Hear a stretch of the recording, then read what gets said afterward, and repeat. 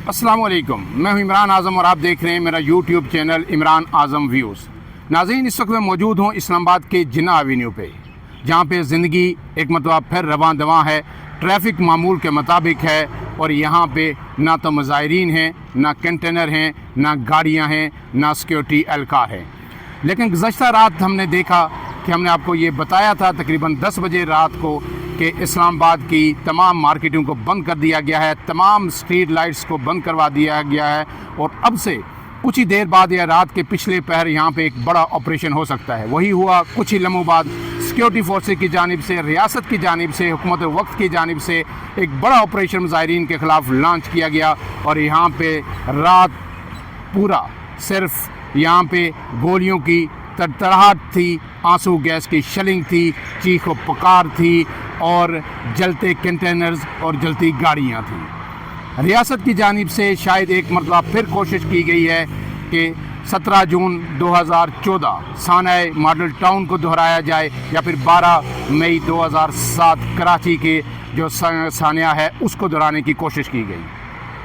मुज़ाहिरीन को मुंतशिर करने के लिए रियासती ताकत का, जबर का अंधाधुंध इस्तेमाल किया गया और उसके साथ जो मुज़ाहिरीन थे वो मुंतशिर होने पर मजबूर हुए। उन्हें यहाँ से खैबर प्लाजा तक पीछे धकेला गया और उसके बाद उनका हर गली कूचे में, इस्लामाबाद के हर स्ट्रीट में, हर मार्केट में, हर जगह उनका पीछा किया गया और अब तक की इतलात के मुताबिक जो सरकारी ज़राए भी बता रहे हैं, लेकिन शायद ये गिरफ्तारियाँ इससे कहीं ज़्यादा हैं, 500 से ज़ायद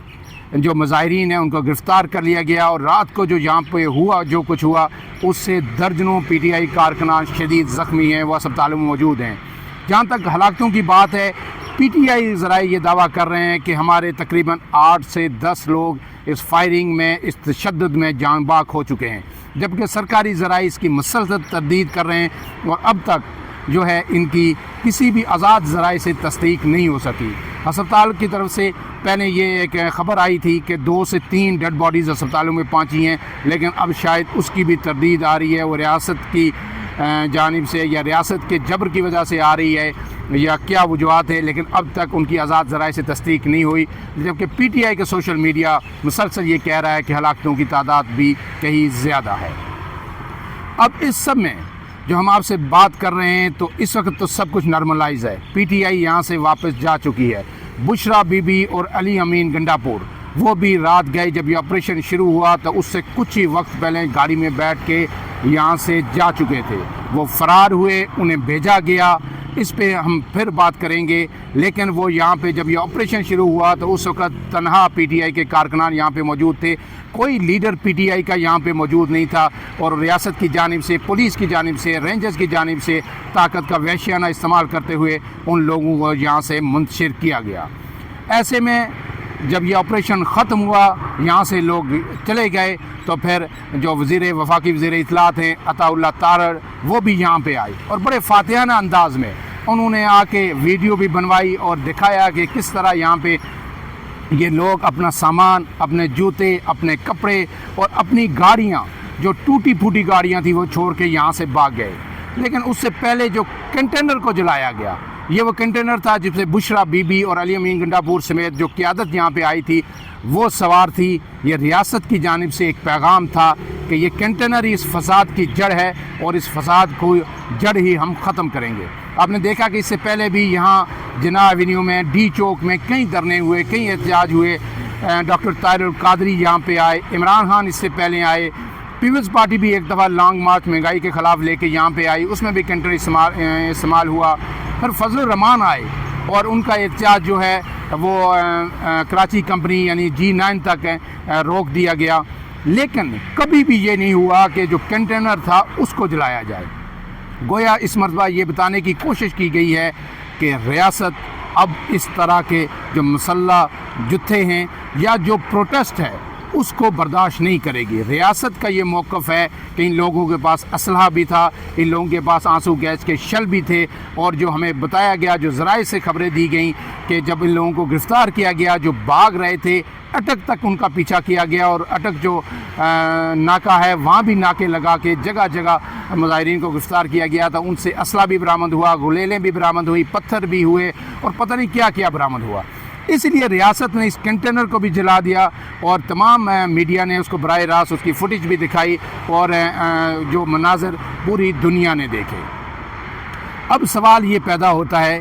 کہ ریاست کو کیا یہ بربریت یہ کرنی چاہیے تھی، یا اس ایشو کو وہ جب ایک جگہ بیٹھ کے آئے تھے، آ کے سیٹل ہو رہے تھے، مظاہرین جب کھانا کھا رہے تھے یا پھر وہ اس وقت آرام کرنے کے لیے وہ جگہ ڈھونڈ رہے تھے، ان پہ کیا یہ ریاست کی جانب سے یہ آپریشن کرنا جائز تھا یا نہیں؟ اس میں ہم نے پہلے بھی یہ کہا، آپ کو ہر ولاگ میں ہم یہ کہتے رہے کہ ریاست کے لیے ان کو روکنا ممکن نہیں ہوگا۔ جس تعداد میں لوگ آ رہے ہیں وہ یہاں پہ آ جائیں گے، اور یہ جو کنٹینر لگائے جا رہے ہیں یہ 4 دن سے جڑواں شہروں کو اور پورے ملک کو جام کر دیا گیا ہے۔ یہ ہمیشہ کی طرح ہم نے دیکھا کہ اب کی بار بھی ہٹ گئے۔ پہلے بھی جب بھی احتجاج ہوتا ہے، چاہے فضل الرحمان آئے، عمران خان آئے، کوئی اور آئے، 2 دن پہلے سے جڑواں شہروں کو بند کر دیا جاتا ہے، لیکن جب مظاہرین آتے ہیں تو یہ کنٹینر خود بخود ہٹ جاتے ہیں اور لوگ ڈی چوک تک پہنچ جاتے ہیں۔ اب کی بار بھی ایسا ہوا، لیکن جب لوگوں کو یہاں تک آنے دیا گیا، پولیس ہٹتی گئی، رینجرز ہٹتی گئی اور یہاں تک پہنچ گئے، تو اس کے بعد کیا اس کے علاوہ کوئی حل نہیں تھا؟ یہ ریاست کو سوچنا چاہیے تھا کہ اپنے لوگوں کے خلاف، وہ کے پی کے سے آئے، وہ پاکستان کے مختلف شہروں سے آئے، سندھ کے لوگ بھی یہاں پہ آئے، ان کے خلاف اس طرح کی بربریت، اس طرح کا جو تشدد، کیا یہ ایک ریاست کو زیب دیتا ہے؟ ریاست نے اس پہ نہیں سوچا اور بربریت کی ایک نئی مثال یہاں پہ قائم کی گئی۔ اب اس میں اہم فیکٹر کیا ہے؟ کیا ریاست یہ کر سکتی تھی؟ اگر اسٹیبلشمنٹ اس وقت حکومت کے ساتھ نہ ہوتی۔ اس سے پہلے عمران خان یہاں پہ آئے 2014 میں، 126 دن کا انہوں نے دھرنا دیا، اس وقت بھی طاقت کا استعمال نہیں ہوا۔ طاہر القادری آئے، اس وقت بھی طاقت کا استعمال نہیں ہوا۔ شاید اس کی وجہ یہ تھی کہ اس وقت جو اسٹیبلشمنٹ ہے اس ملک کی، وہ حکومت وقت کے ساتھ نہیں تھی، لیکن اس دفعہ حکومت کو شے ملی، انہیں یہ پیغام دیا گیا ہم آپ کے ساتھ ہیں، جو کرنا ہے کر گزریں، اور پھر ریاست ان مظاہرین پر چڑھ دوڑی اور انہیں شدید تشدد کا نشانہ بنانے کے بعد یہاں سے منتشر کر دیا گیا۔ اب اس کے بعد ڈیولپمنٹس مزید ہوں گی۔ بشرا بی بی جو اس وقت مانسرا میں ہیں، رات کو انہوں نے مانسرا میں قیام کیا، اور علی امین گنڈا پور، وہ دونوں مانسرا پہنچے، رات کو انہوں نے وہاں پہ قیام کیا۔ وہاں اس کے بعد ایک پریس کانفرنس ہوگی، اس پریس کانفرنس میں ڈیفینیٹلی یہی باتیں ہوں گی کہ ہمارے لوگوں کی ہلاکتیں ہوئی ہیں، تشدد ہوا، مارا گیا، ہم پرامن تھے۔ یہ اہم نہیں ہے، اہم یہ ہے کہ کیا پی ٹی آئی دوبارہ آئے گی، یا پھر ہمیشہ کے لیے پی ٹی آئی نے یہ سبق سیکھ لیا، پی ٹی آئی کے کارکنان نے یہ سبق سیکھ لیا، کیونکہ اطلاعات یہ بھی ہیں کہ پی ٹی آئی کے کارکنان انتہائی نالاں ہیں وہ، اور اس میں حق بجانب بھی ہیں کہ ان کو تنہا چھوڑ دیا گیا۔ اور بشرا بی بی جو کل تک یہاں پہ حلف لے رہی تھی لوگوں سے کہ ہمارے خان جب تک ہمارے درمیان نہیں ہوں گے آپ یہاں سے نہیں جائیں گے، اور میں وہ آخری فرد ہوں گی جو یہاں سے جاؤں گی، لیکن ہم نے دیکھا کہ وہ پھر پہلی فرد تھی جو یہاں سے گئی، اور کارکنان یہاں پہ تنہا رہ گئے۔ اور یہ پہلی بار نہیں ہوا، اس سے پہلے بھی ہم نے دیکھا کہ علی امین گنڈا پور جب بھی لے کے آئے کارکنان کو، وہ یہاں سے نکل گئے اور کارکنان یہاں پہ پیچھے رہ گئے۔ کے پی کے نوجوانوں پہ جو تشدد ہوا وہ قابل مذمت ہے، پی ٹی آئی کے کارکنان پہ جو تشدد ہوا وہ قابل مذمت ہے، لیکن اب اس کے بعد ریاست کو بھی یہ سوچنا ہے، پی ٹی آئی کو بھی سوچنا ہے کہ وہ کب تک اس طرح کے تشدد کی، اس طرح کے احتجاج کی متحمل ہو سکتی ہے۔ اگر ریاست ان لوگوں کو انگیج نہیں کرے گی تو اگر آئندہ 10 دن بعد پی ٹی آئی ایک اور کال دے دیتی ہے، پھر آئندہ 10 دن بعد دے دیتی ہے ان کو، تو کیا یہ سلسلہ کب تک چلتا رہے گا؟ اس سب پہ ہم بات کریں گے۔ جون لیٹسٹ اپڈیٹس آئیں گی پریس کانفرنس کے حوالے سے، وہ آپ کو بتائیں گے، اور نئے آنے والے ولاگ میں آپ کو بتاؤں گا کہ پی ٹی آئی نے کیا غلطیاں کی، پی ٹی آئی سے کہاں کہاں غلطیاں ہوئیں، اور بشرا بی بی نے کیا سنگین غلطی کی جس کا خمیازہ پی ٹی آئی کو بھگتنا پڑا، پی ٹی آئی کے کارکنان کو بھگتنا پڑا۔ لیکن اس وقت میں آپ کو پھر بتا دوں کہ یہاں پہ صورتحال معمول کے مطابق ہے، اور آمد و رفت گاڑیوں کی یہاں پہ شروع ہو چکی ہے، اور لوگ پرسکون ہیں، اور جو کاروبار زندگی جو کئی دنوں سے معطل تھا یہاں پہ اسلام آباد میں، وہ ایک دفعہ پھر بحال ہو چکا ہے۔ اجازت چاہوں گا آپ سے اس دعا کے ساتھ کہ اس ملک میں یہ جو سیاسی کارکنان پہ تشدد کی روایت چل پڑی ہے، یہ ختم ہونی چاہیے. پرامن احتجاج بھی پرامن ہونا چاہیے، احتجاج بھی پرتشدد نہیں ہونا چاہیے، اور ریاست کو بھی اپنے لوگوں کو سپیس دینی چاہیے، ان کی بات سننی چاہیے، ان کے جائز